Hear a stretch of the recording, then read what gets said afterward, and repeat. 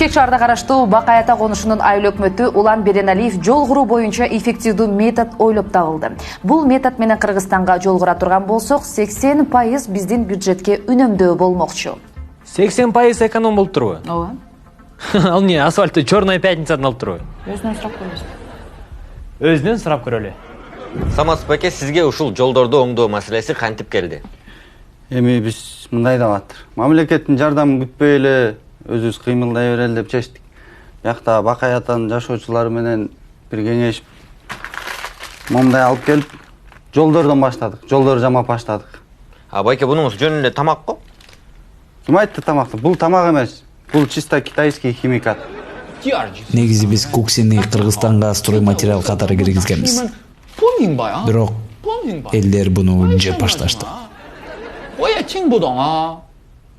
Өткөндө Инстаграмдан көрдүм, бүт эле нерсени жамап атышат. 100% кепилдик берет экен.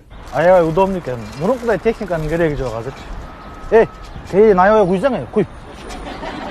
Ошолан бизге разница деле жок. Кай жыл материал менен иштейбиз.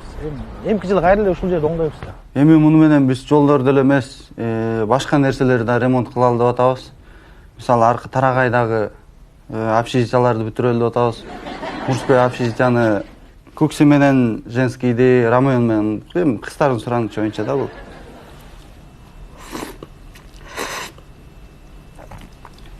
Строительный рынокта биринчи орун Рамоен алат. Экинчи орунда Кытай, анан местный Кукси кетет. Сыра? Алло.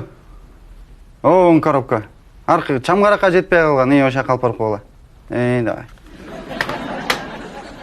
Ушундай деп атыр.